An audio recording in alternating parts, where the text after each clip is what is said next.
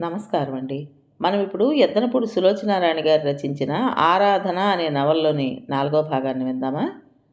ఒకటి రెండు సార్లు రాజేశ్వరమ్మ అన్నపూర్ణ పక్షం వహించి లక్ష్మిని మందలించడంతో లక్ష్మి అన్నపూర్ణని బద్ధవైరిలా చూడసాగింది.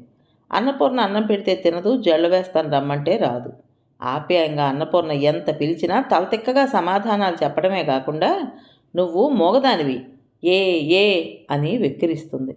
అభం శుభం తెలియని పిల్ల, చిన్నతనంలే అని ఎంత సరిపెట్టుకుందామని చూసినా ఎందుకో కానీ అన్నపూర్ణ హృదయం తూట్లు తూట్లు పడినట్టుగా ఉండేది. ఒకసారి రాజేశ్వరమ్మ ఇంట్లో లేదు. లక్ష్మి నలుగురు స్నేహితులను వెంట పెట్టుకుని వచ్చింది. వాళ్ళకి అన్నపూర్ణను చూపిస్తూ, ఇదిగో ఇదే మా మోగదెయ్యం అంది. మాటలు అసలు రావా? ఒక అమ్మాయి విచిత్రంగా అడిగింది. అసలు రావు, కోపం మాత్రం ఇంత చేతులు చాపుతూ అంది లక్ష్మి. అయ్యో, మాటలు రాకపోతే ఎలా? మీకు కష్టం కదా అంది మరో అమ్మాయి. అయ్యో రామా, దీని చేత ఒక పని చేయించాలంటే నాకు మా మామకి తల పగిలిపోతుంది నుదురు కొట్టుకుంటూ జవాబిచ్చింది లక్ష్మి. అన్నపూర్ణ చప్పున వంటింటి తలుపు మూసేసుకుని గడియపెట్టి లోపల తలుపుకు ఆనుకుని నిలబడింది. చిన్నపిల్లైనా లక్ష్మిలో ఎంత శక్తి ఉంది! ఎదుటి వాళ్ళని ఎంతగా బాధ పెట్టగలదు! అన్నపూర్ణకి గుండెలో గాయం రేగినట్లుగా ఉంది.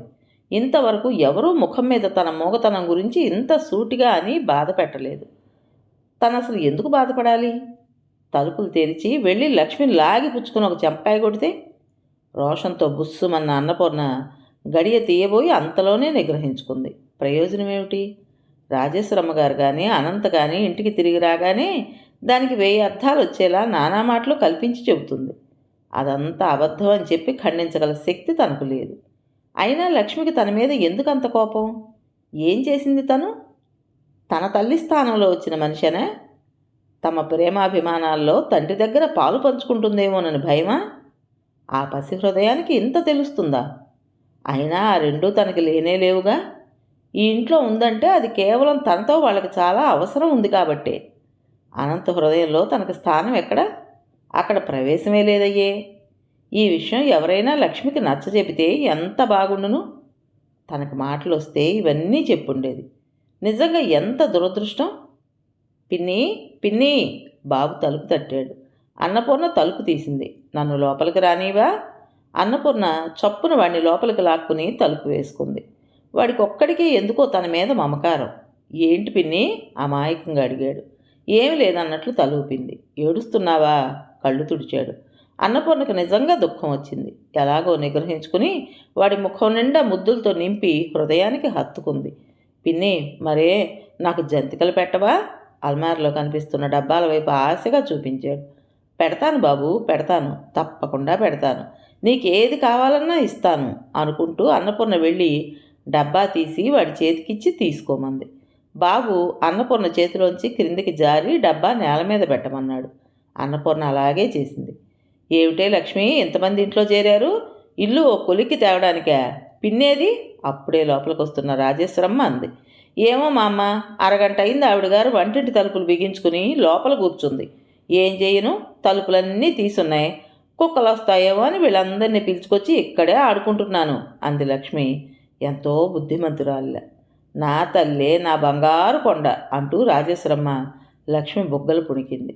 అత్తగారి మాటలు వినగానే అన్నపూర్ణ తలుపు తీసింది. ఏం చేస్తున్నావే లోపల? ఆవిడ వంటింట్లోకి తొంగి చూసింది. బాబు కింద కూర్చుని చక్కిలాలు తింటున్నాడు. రాజేశ్వరమ్మకి ఆ దృశ్యం మరో రకంగా అర్థమైంది. మధ్యాహ్నం డబ్బాలో లక్ష్మి మాయం చేసిన చక్కిలాలకి ఆరా దొరికింది అనుకుంది. చోద్యంగా చూస్తూ, అదేం పూర్ణ, ఇది నీ ఇల్లు, నీ ఇంట్లో నీకు దొంగతనం ఏమిటి? నువ్వు అంత శ్రమపడి వండావు, 2 చక్కిలాలు నోట్లో వేసుకుంటే కాదనే మనిషినట్టే నేను. రామరామ, చచ, ఇలాంటి పనులు ఇంకెప్పుడు చేయకు, నాకు బాగుండదు అంది. అన్నపూర్ణ పై ప్రాణం పైనే పోయిందానిలా మ్రాన్పడి అలాగే చూడసాగింది. లక్ష్మి కళ్ళల్లో వింత సంతోషం మెరిసింది. రోగం కుదిరింది అమ్మాయి గారికి అన్నట్లు చూసి, రండారా, మా మామ వచ్చింది, బయటికి పోయి ఆడుకుందాం అని వాళ్ళందరినీ తీసుకుపోయింది. ఆ సాయంత్రం తండ్రి రాగానే అతని భుజం మీద పడి ఊగుతున్న లక్ష్మి మధ్యాహ్నం ఇంట్లో జరిగిన రహస్యం తండ్రి చెవిలో ఊదింది. నాన్న, మరే పిన్ని దొంగతనంగా చక్కిలాలు తింటుంటే మా అమ్మ చూసి కేకలేసింది. అనంత్కి అన్నపూర్ణ మీద కోపం రాలేదు, అసహ్యం వేయలేదు, ఎందుకో జాలి వేసింది. కానీ ఆ జాలిని మాటల రూపంలో బహిర్గతం చేయలేదు అతను. అనంత్ అతనితో పాటు రాజేశ్వరమ్మ, అన్నపూర్ణ ఎంతగానో ఎదురు చూసిన హోటల్ కాంట్రాక్టు అనంతకు లభించింది. పెట్టుబడంతా యజమానులదే. అనంత్ దగ్గరుండి జాగ్రత్తగా గట్టిగా దుబారా అయిపోకుండా సాధ్యమైనంత త్వరలో ఆ హోటల్ కట్టించాలి. అహర్నిశలు వాళ్ళ కూడా ఉండి పని సరిగా జరుగుతుందా లేదా అని అజమాయిషీ చేసేందుకు నెలకు 300 రూపాయలు కాక విడిగా 1000కి ఎంత అని పర్సంటేజ్ కూడా ఇస్తామన్నారు. హోటల్ కట్టిస్తున్న వాళ్ళు అనంత తండ్రికి చిన్ననాటి మిత్రులు అవడంతో అతనికి ఇలాంటి అవకాశం లభించింది. వాళ్ళ దగ్గర అగ్రిమెంట్ మీద సంతకం చేసి అడ్వాన్స్ తీసుకోగానే సరాసరి ఇంటికొచ్చిన అనంతు వీధి గుమ్మంలోంచే అమ్మా అంటూ బిగ్గరగా కేక పెట్టాడు. వంటింట్లో కూర్చుని కూరలు తరుగుతున్న రాజేశ్వరమ్మ హృదయం చల్లుమంది. ఎన్నో సంవత్సరాల తర్వాత ఆ పిలుపు ఇదివరకటి పిలుపులా వినిపించింది. తనకేదైనా చాలా మంచి జరిగినప్పుడు కానీ, రిజల్ట్స్ వచ్చి ఫస్ట్ క్లాస్లో పాస్ అయ్యానని తెలుసుకున్నప్పుడు కానీ అనంతు వీధి గుమ్మంలోంచి ఇలాగే కేకలు పెట్టేవాడు. అమ్మా! పరుగులాంటి నడకతో అతను సరాసరి వంటింటికి దగ్గరగా వచ్చేశాడు. అప్పటికే రాజేశ్వరమ్మ కత్తిపేట మీద నుంచి లేచి బయటకు వస్తోంది. అమ్మా! అగ్రిమెంట్ అయింది, కాంట్రాక్టు నాకు దొరికింది. తల్లి 2 చేతులు పట్టుకుని హుషారుగా అన్నాడు అనంత్. ఆవిడ కళ్ళల్లో నీళ్లు తిరిగాయి. అది డబ్బు వస్తున్నందుకు కాదు, దరిద్రం తీరబోతోంది అన్నందుకు కాదు. అనంత్కి ఊపిరాడకుండా చేతి నిండా పని తగులుతుంది. ఆ శ్రమతో, ఆ అలసటలో కాస్తైనా గతాన్ని మర్చిపోగలడనే ఆశ నమ్మకంగా ఏర్పడుతున్నందుకు. అనంత్ తల్లి చేతులు వదిలేసి చుట్టూ వెతికాడు. లక్ష్మీ, బాబు ఎక్కడా? వీధిలో ఆడుకుంటున్న లక్ష్మి తండ్రిని చూడగానే ఇంటికి పరిగెత్తుకొచ్చింది. గుమ్మంలో అడుగు పెట్టగానే తండ్రి దగ్గరకు వస్తూ, ఏంటి నాన్న అంది. దొడ్లో బకెట్లో ఉంచి నీళ్లు పారబోస్తున్న బాబు తడి చొక్కాతో లోపలికొచ్చాడు. అనంత్ ఇద్దరినీ దగ్గరకు తీసుకున్నాడు. లక్ష్మి, నీ గౌను మట్టి కొట్టుకుని మాసిపోయింది. బాబు, నువ్వు బట్టలు తడిపేసుకున్నావా? ఇద్దరూ చప్పున ముఖాలు గడిగించుకుని క్షణంలో సిద్ధమైతే నేను బజార్ తీసుకుని వెళ్తాను. మీకేం కావాలంటే అవి కొనిపెడతాను. బొమ్మలు, బిస్కట్లు, బట్టలు అంటూ పక్కకి తిరిగి, అమ్మా, పూర్ణతో వాళ్ళని త్వరగా తయారు చేయమని చెప్పు అనేసి బాత్రూమ్ వైపు వెళ్ళిపోయాడు. భర్త ఇంత సంతోషంగా, ఇంత కులాసాగా ఉండగా అన్నపూర్ణ ఇంతవరకు ఎన్నడూ చూడలేదు. అక్కడి నుంచి అనంత వెళ్ళిపోగానే వంటింట్లో జీవతలకొచ్చి బాబుని, లక్ష్మిని దొడ్లోకి తీసుకువెళ్ళింది. అనంత కోరినట్టుగానే 10 నిమిషాల్లో చకచక ఇద్దరినీ తయారు చేసింది. బట్టలు వేసుకున్నారా? గుడ్, పదండి. బాబుని ఎత్తుకుని లక్ష్మిని చేయి పట్టుకుని నడిపించుకుంటూ అవతలకు వెళ్ళిపోయాడు. అత్తాకోడళ్ళిద్దరూ బయట గుమ్మం దగ్గర నిలబడి తండ్రి, పిల్లలు కనుమరుగయ్యే వరకు అలాగే చూస్తూ నిలబడ్డారు. అబ్బా, మళ్ళీ జన్మలో ఇలా చూస్తానని అనుకోలేదు అంది రాజేశ్వరమ్మ కళ్ళు తుడుచుకుంటూ. అన్నపూర్ణ కళ్ళు కూడా చెమర్చినాయి. నవ్వుతూ హుషారుగా ఉన్న అనంత్ ఈరోజు పూర్తిగా వేరుగా ఉన్నాడు. అతని వయస్సు తగ్గినట్టుగా ఉంది. రోజు కంటే అందంగా మరీ మరీ చూడాలనిపించేటట్టున్నాడు. కోడలు చేయి పట్టుకుంటూ రాజేశ్వరమ్మ అడిగింది, పూర్ణ, కాసిన పాలైనా ఉన్నాయా? ఉన్నాయన్నట్లు తలూపింది. పద, నీ వంట త్వరగా కాని. ఇవాళ నా చేతులతో స్వయంగా పాయసం చేసి వాడి చేత తినిపిస్తాను. ఎన్నాళ్ళయిందో అంది. ఇద్దరూ వంటింట్లోకి వచ్చారు. రాత్రి 9 గంటలు దాటింది. వంట అంతా పూర్తయింది. అన్నపూర్ణ వంటిల్లు శుభ్రపరిచి నలుగురికి ఒకేసారి వడ్డించేలా ఏర్పాట్లు చేసింది. నేనెందుకు లేవే, నేను తర్వాత నీతో తింటానుగా అందావిడ. అలా కాదు, కూర్చోండి మీరు అన్నట్లు సైగ చేసింది అన్నపూర్ణ. ఇంటి ముందు ట్యాక్సీ ఆగింది. అదిగో వచ్చినట్టున్నారు అంది రాజేశ్వరమ్మ. తండ్రి ట్యాక్సీకి డబ్బు చెల్లిస్తుండగా 2 చేతుల మీద మోయలేక ప్యాకెట్లు పెట్టుకుని అవస్థపడుతూ బాబు, లక్ష్మి యువతలకు వచ్చారు. వాళ్ళిద్దరి కళ్ళు ఆనందాతిశయంతో మిలమిల్లాడుతున్నాయి. మా అమ్మ, ఇవి నా గౌన్లు లక్ష్మి రాజేశ్వరమ్మకి ఇచ్చింది. నా బొమ్మలు బాబు అన్నపూర్ణ దగ్గరకు వచ్చాడు. ఈ లోపల అనంత్ కూడా వచ్చాడు. అతని చేతిలో కూడా ప్యాకెట్లున్నాయి. కింద కూర్చుని మధ్య గది నిండా పరిచాడు. లక్ష్మికి, బాబుకి బట్టలు, బొమ్మలు, పక్క మీదకి అందరికీ దుప్పట్లు, తువాళ్ళు, అనంత్కి షర్ట్సు, టైలు, జోళ్ళు, రాజేశ్వరమ్మకు 2 చీరలు, ఎన్నెన్నో ఉన్నాయి. కొడుకు విప్పుతున్న ఒక్కొక్క పాకెట్టే ఆత్రంగా చూస్తూ ధరలు అవి అడుగుతూ నాణ్యం పరిశీలిస్తున్న రాజేశ్వరమ్మ అవి విప్పటం అవగానే ఒక్కసారి అన్నింటినీ కలయి చూసి, ఇందులో అన్నపూర్ణకి ఏం తెచ్చావు మరి అంది. అనంత ముఖంలో నవ్వు ఎగిరిపోయింది. తెల్లబోయినట్టు చూశాడు. అతని ముఖం క్షణంసేపు తను అనుకోకుండా చేసిన పొరపాటు గుర్తుకొచ్చినట్లు అలాగే మ్లానమైంది. జవాబు చెప్పలేనట్టు అలాగే ఉండిపోయాడు. మరుక్షణంలోనే ఒకసారి భుజాల మీద కుదింపుతో తనని తను కూడ తీసుకుని నవ్వేస్తూ, ఆడవాళ్ళ విషయాలు నాకేం తెలుస్తాయమ్మా, డబ్బిస్తాను, రేపు నువ్వు స్వయంగా వెంట పెట్టుకుని బజారుకు తీసుకెళ్ళి కొనిపెట్టు అన్నాడు. అప్పటి వరకు ఆనందంగా అవన్నీ గమనిస్తున్న అన్నపూర్ణ అత్తగారు హఠాత్తుగా అలా అడగటం, అతను తెల్లబోవడం చూసి తల వంచుకుని అక్కడి నుంచి వెళ్ళిపోయింది. అంత ఆనందంలో ఉన్న అతనికి తను గుర్తులేదు. అది సహజమే. అన్నపూర్ణ మనసు వేదనామయమైంది. అదేమిటి, ఆ అమ్మాయికి కూడా ఏమైనా తీసుకురావద్దు మందలిస్తోంది రాజేశ్వరమ్మ. మర్చిపోయానమ్మా, తప్పు చేసినట్లుగా అన్నాడు అనంత్. పర్వాలేదనుకో, ఇలాంటివి మనసులో పెట్టుకునే మనిషి కాదులే అది. కానీ అనంత్, అన్నపూర్ణ చాలా మంచి పిల్లరా, నీకు నచ్చిందని చెప్పినప్పుడే అనుకున్నానమ్మా నవ్వుతూ అన్నాడు. ఆ తర్వాత ఆ సంగతి మామూలు ధోరణిలో పడిపోయింది. లక్ష్మి, బాబు, అనంతు, రాజేశ్వరమ్మ నలుగురు కూర్చున్నారు భోజనానికి. అనంతకి ఎడం ప్రక్కన ఉన్న బాబుకి అన్నపూర్ణ మధ్య మధ్యలో అన్నం కలిపి పెడుతోంది. మజ్జిగన్నం కలుపుతున్న అన్నపూర్ణని అనంత్ తదేకంగా చూశాడు. అంతే. అతని హృదయాకాశం నిండా కారుమబ్బులు నిండినాయి. తల వంచుకుని అన్నం కెలుకుతూ కూర్చుండిపోయాడు. హఠాత్తుగా ఎలాగో అయిపోయిన కొడుకుని రాజేశ్వరమ్మ ఓరకంట కనిపెడుతూనే ఉంది.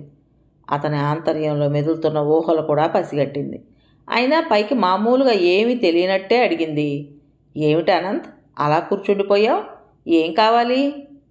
నాకు ఆకలి లేదమ్మా హఠాత్తుగా భోజనం ముందు నుంచి లేస్తూ అన్నాడు. అనంత్ వారిస్తున్నట్లుగా కేక వేసింది తల్లి. దయించి నన్ను ఇప్పుడేం అనకమ్మా, నాకు చాలా బాధగా ఉంది చేయి కడుక్కుంటూ అన్నాడు. వంటింట్లోంచి వెళ్ళబోయే ముందు క్షణంసేపు ఆగి పరధ్యానంగా తనలో తను గొణుక్కుంటున్నట్లుగా అన్నాడు. రాధ అంత తొందర ఎందుకు పడిందో నాకు ఇప్పటికీ అర్థం కావడం లేదమ్మా. అనంత్ వెళ్ళిపోయాడు. అతనితో పాటే రాజేశ్వరమ్మ వెళ్ళిపోయింది. తొందర ఎందుకు పడింది అంటే, నీ బ్రతుకు నాశనం చేయటానికి. దౌర్భాగ్యురాలు, దాని జ్ఞాపకం నిన్ను వదిలే వరకు నువ్వు సుఖపడవు, మమ్మల్ని సుఖపెట్టవు కఠినంగా అంది రాజేశ్వరమ్మ. అన్నపూర్ణ కలతబారిన మనసుతో విగ్రహంలా నిలబడి చూడటం తప్ప ఇంకేం చేయలేకపోయింది. రాజేశ్వరమ్మకు ఆప్తురాలైన మంగమ్మ తిరుపతి, కాళహస్తి, కంచి మొదలైన పుణ్యక్షేత్రాలు తిరిగి రావడానికి వెడుతోంది. ఆవిడ చిన్న కొడుకు స్వయంగా వెంట తీసుకువెళ్ళి అన్నీ చూపించబోతున్నాడు. నువ్వు నాతో రావమ్మా వదినా, 10 రోజుల పాటు అలా తిరిగొద్దాం అంటూ ఆవిడ ఉబుసుపోక వచ్చిన రాజేశ్వరమ్మని బలవంతం చేసింది. నేనొస్తే ఇల్లు వెళ్ళాలని మనసు పడిన ఉబలాటానికి కళ్ళెం వేసి అంది రాజేశ్వరమ్మ. ఇల్లా? నీకు దగ్గర దగ్గర 60 ఏళ్ళు వస్తున్నాయి.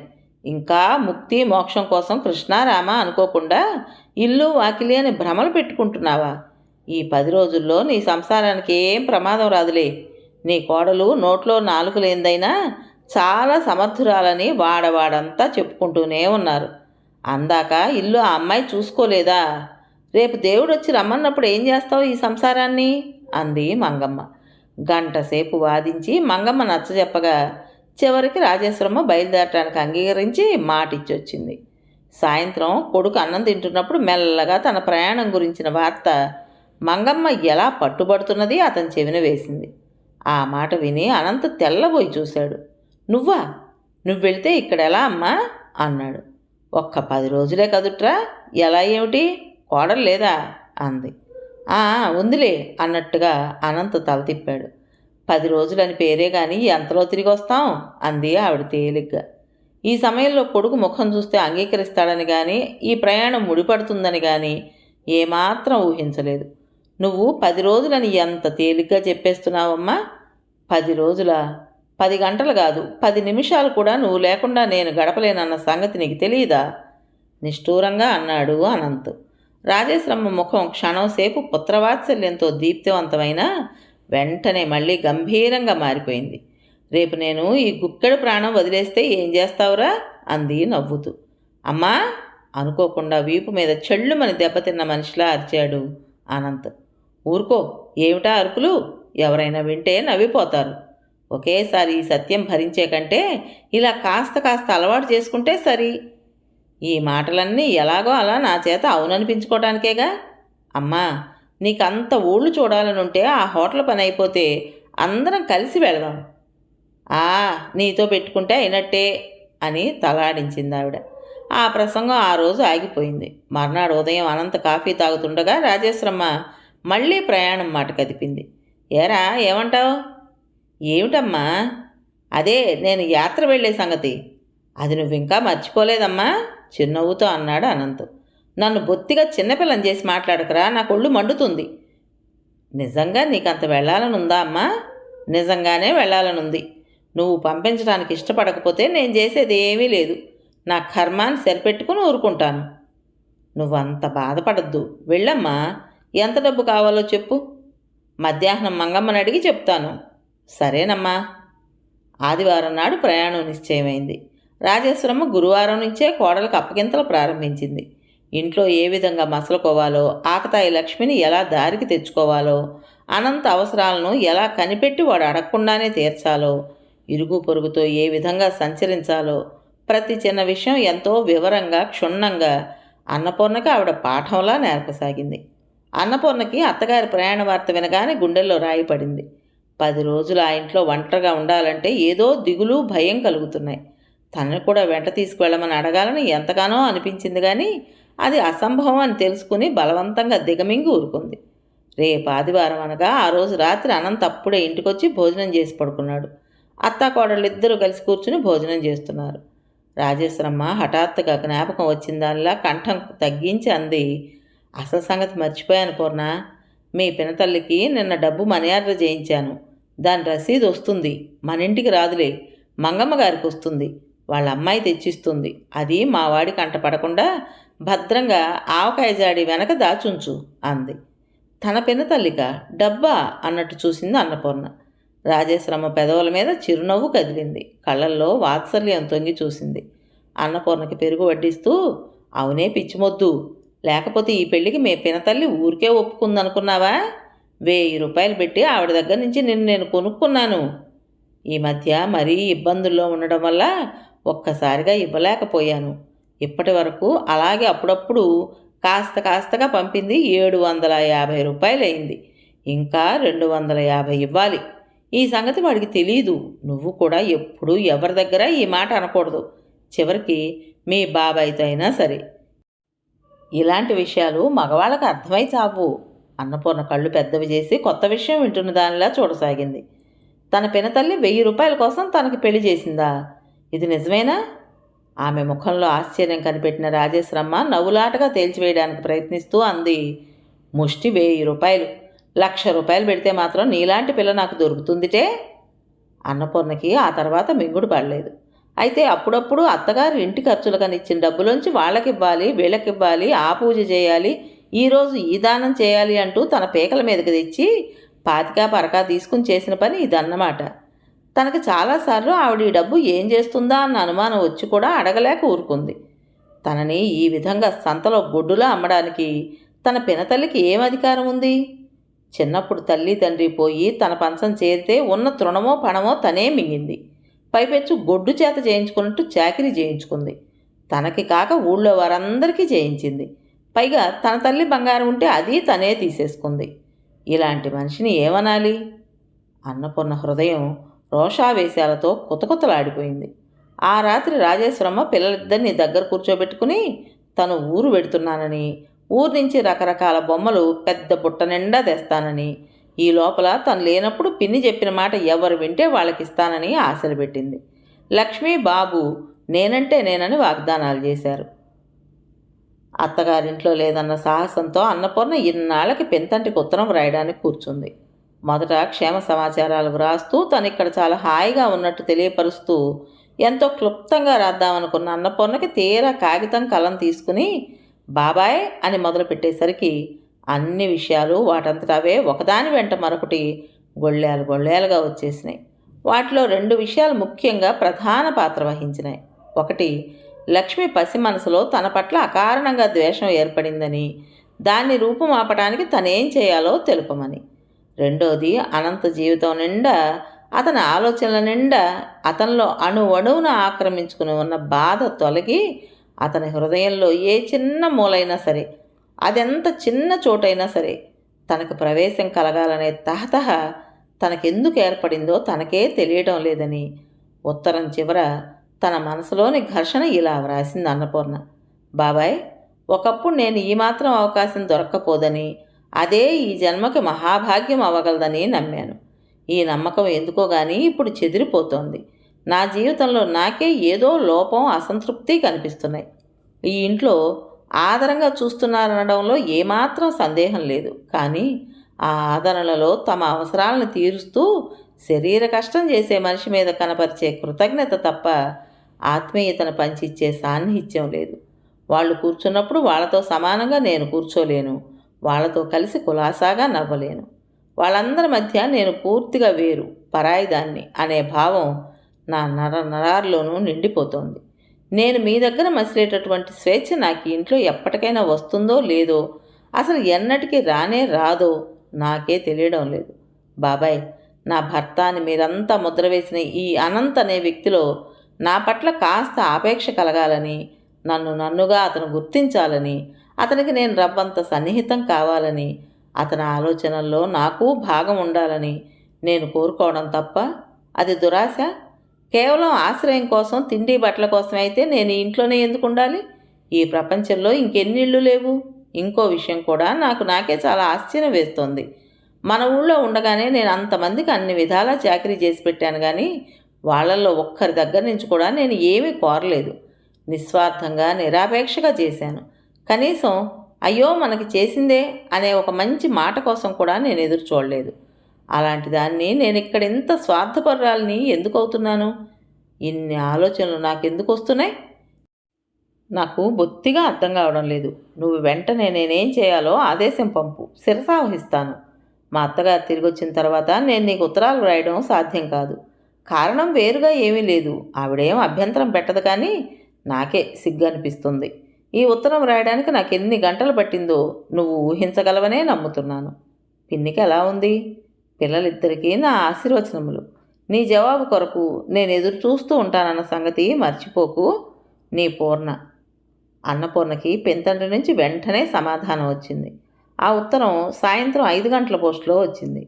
వంటింట్లో సాయంకాలం వంట ప్రయత్నంలో హడావిడిగా ఉన్న అన్నపూర్ణ ఉత్తరం తీసుకుని సరాసరి అక్కడికే వెళ్ళిపోయింది. కవర్ లోపల ఎంత పెద్ద ఉత్తరం ఉంటుందో అని ఆశగా, ఆతృతతో విప్పిన అన్నపూర్ణకి నిరాశ కలిగింది. చాలా చిన్న ఉత్తరం రాశాడు ఆయన. పూర్ణ, నీ ఉత్తరం అందింది. అది వ్రాయడానికి నువ్వు ఎంత శ్రమ తీసుకున్నావో నాకంటే ఎవరు బాగా అర్థం చేసుకోగలరు? అమాయకపు హృదయం ఆటుపోటుగా మారిన అలజడిని, ఆరాటాన్ని నేను బాగానే అర్థం చేసుకున్నాను. నేను నీకు ఇచ్చే సలహా ఒక్కటే.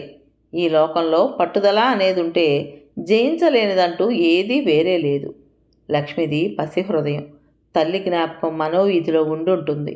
నువ్వు తన తల్లి స్థానం ఆక్రమించుకోవడానికి వచ్చావనే భయం నిన్ను ఇలా బాధించడానికి కారణమై ఉంటుంది. లక్ష్మి నిన్ను సరిగా అర్థం చేసుకోవాలన్నా, నీ భర్త నీకు చేరువ కావాలన్నా, నీలో ఆరాటం శాంతించాలన్నా వీటన్నిటికీ ఒకటే మార్గం. అది వెన్నెలలా చల్లనైనది, అమృతంలా తీయనైనది. అదే ప్రేమ. ఈ ప్రేమ ద్వారానే నువ్వు కోరుకున్నది సాధించగలుగుతావు. కానీ దీనికి సహనం, దీక్ష చాలా అవసరం. ఈ రెండూ గలవాళ్ళకి అపజయం అన్నమాట లేనే లేదు. నువ్వు నీ భర్త మనసులో స్థానం కావాలనుకోవడం దురాశ కానే కాదు. అది నీ హక్కు. ఆ హక్కును నువ్వు నిరభ్యంతరంగా, నిస్సంకోచంగా అమలుపరుచుకోవచ్చు. కానీ అధికారంతో కాదు సుమా, అనురాగంతో. ఈ సంగతి మర్చిపోకు. నీకు వీలైనప్పుడే ఉత్తరం రాయి. ఎప్పుడన్నా ఒకసారి వీలు చూసుకుని మీ అత్తగారు తిరిగి వచ్చిన తర్వాత ఇక్కడికి వచ్చేళ్ళు. ఇల్లాలుగా బాధ్యతలు నెత్తిన వేసుకుని సంసారం దిద్దుకుంటున్న గృహిణిగా మారిన నా చిన్నారి పూర్ణ ఎలా ఉందో చూడాలని నాకు మహా కోరికగా ఉంది. ఆశీర్వచనములతో నీ బాబాయ్. ఎదురుగా ఉన్న పొయ్యి భగభగా మండుతోంది. దాని మీద పెట్టిన ఎసరు మరిగి ఆవిర్లు కక్కుతూ మూతని కింద పడదోయాలని టకటకా శబ్దం చేస్తోంది. అయినా సరే పూర్ణ ఆ ధ్యాసే లేని దానిలా ఉత్తరం 1కి 2 సార్లు తిరిగి 10 సార్లు చదువుకుంటోంది. ఉత్తరంలో పెంతండ్రి రాసిన ప్రతి వాక్యాన్ని, అందులో ప్రతి అక్షరం వెనుక గల భావాన్ని జాగ్రత్తగా ఆకళింపు చేసుకుంటోంది. ఉత్తరమా? ఎక్కడి నుంచి అని గుమ్మంలోంచి వినపడగానే ఉలిక్కిపడి తలెత్తి చూసింది పూర్ణ. ఎప్పుడొచ్చాడో ఏమో గుమ్మంలో ఎదురుగా అనంత నిలబడున్నాడు. అన్నపూర్ణ క్షణం సేపు అతని వైపు, ఆకాశంలోంచి క్రింద పడిన దానిలా కళ్ళు వెడల్పు చేసుకుని చూసింది. ఎక్కడి నుంచి ఉత్తరం? ఎంతో మామూలుగా అడిగాడు అతను. కింద కూర్చుని ఉన్న అన్నపూర్ణ చటుక్కుని లేచి నిలబడింది. కంగారుగా ఉత్తరం పట్టుకున్న చేతుల్ని వెనక్కి దాచుకుంది.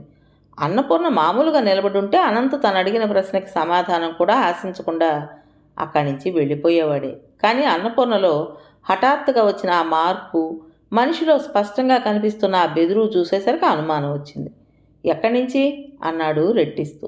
ఇటివ్వు చూస్తాను నేను. అన్నపూర్ణ ఇవ్వకపోగా 2 అడుగులు వెనక్కి వేసింది. అనంత్ నుదురు మడత పడింది. నేను చూడకూడదా అన్నాడు. చూడకూడదన్నట్లు తలూపింది. రహస్యమా? అవును అన్నట్లు కళ్ళతో తెలియజేసింది. అనంతు తెచ్చిపెట్టుకున్న చిరునవ్వుతో అన్నాడు, నువ్వు నా భార్యవి. నీకు నా నుంచి దాచే రహస్యాలు ఉండకూడదు. ఆ సంగతి తెలుసా నీకు? అతని నోటి నుంచి నా భార్యవి అన్న పదం వెలువడగానే అన్నపూర్ణ చెక్కిళ్ళు ఎర్రబడినాయి. ఒక్కసారి కళ్ళెత్తి కాటేయబోయిన పాములా అతని వైపు చూసింది. ఇటివ్వు చెయ్యి చాచాడు.